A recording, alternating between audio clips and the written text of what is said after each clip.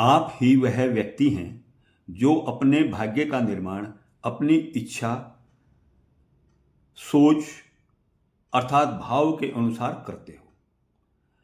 यहां पर प्रश्न यह है कि बचपन से युवा, युवा से वृद्ध की ओर हमारा जो शरीर की ये जो प्रक्रिया है, इसको हम क्या बोलते हैं?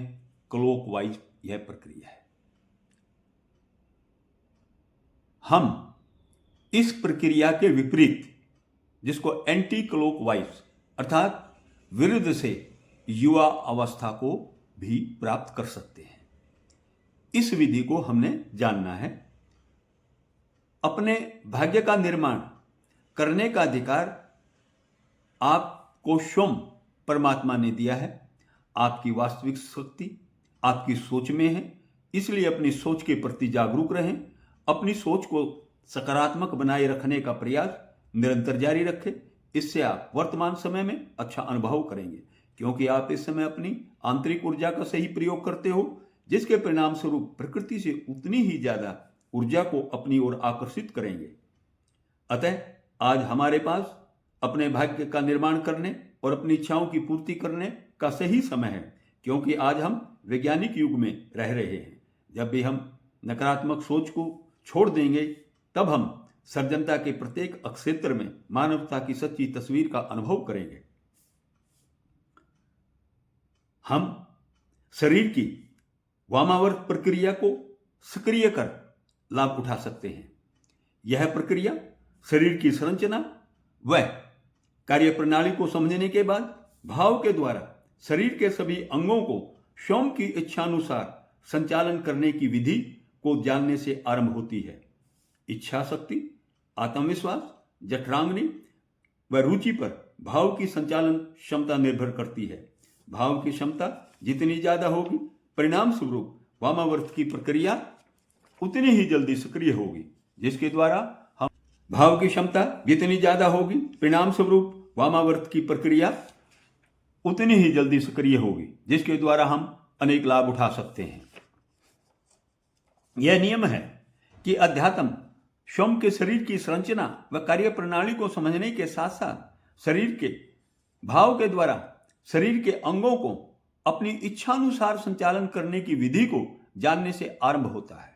इस विधि को अपनाकर भाव की क्षमता को बढ़ा सकते हैं और शरीर की वामाविरुद्ध प्रक्रिया अर्थात एंटी क्लॉकवाइज प्रक्रिया के द्वारा लाभ उठा सकते हैं। विधि नंबर 1, अध्यात्म के अनुसार प्रकृति के कण कण में चेतना होती है।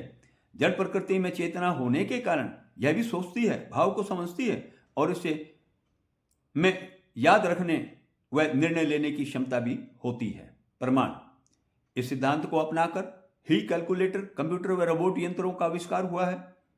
अब आप स्वयं प्रयोग करें। यह नियम है कि अग्नि और धुआं ऊपर की ओर उठता है। एक अगरबत्ती को लेकर स्वयं से 6-7 फुट की दूरी पर जलाकर सुखपूर्वक आसन पर बैठ जाएं। अब भाव द्वारा धुआं को अपनी नाक तक आने के लिए आह्वान करें। इस प्रक्रिया को हर रोज लगभग 30 मिनट तक करें। अभ्यास द्वारा जैसे जैसे आपका भाव मजबूत होता जाएगा, वैसे वैसे कुछ समय के बाद अगरबत्ती का धुआं आपके नाक में पहुंचना शुरू हो जाएगा। इसके साथ साथ खुली आंख से धुआं की आती हुई लकीर भी दिखाई देगी। इससे यह सिद्ध होगा कि धुआं अर्थात जड़ प्रकृति भी आपके भाव को समझती है और भाव के निर्देशन के अनुसार आकर्षण व विकर्षण की क्रिया करता है। इस सफलता के बाद स्वयं और अगरबत्ती के बीच का फासला धीरे धीरे बढ़ाते हुए 30 फुट तक ले जाएं। इस प्रक्रिया की सफलता के परिणाम स्वरूप मन की एकाग्रता, आत्मविश्वास, जागृत अवस्था के बढ़ने के साथ साथ ध्यान की अवस्था में पूर्णता प्राप्त होगी। विधि नंबर 2, आकर्षण व विकर्षण के नियम का प्रयोग। एक छोटे कंकर को भाव द्वारा अपने पास आने या दूर जाने का आह्वान करें। कुछ समय के अभ्यास द्वारा इच्छानुसार सफलता प्राप्त हो जाएगी। इस विधि को अपनाकर भाव के द्वारा पहाड़ को भी हिला सकते हो।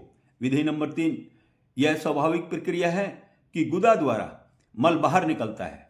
यहां पर प्रश्न यह है कि क्या हम इस प्रक्रिया के विपरीत गुदा से पेट में हवा या पानी भर सकते हैं? हाँ, पहले पेट में विशेष आसन के द्वारा हवा भरने का अभ्यास करें।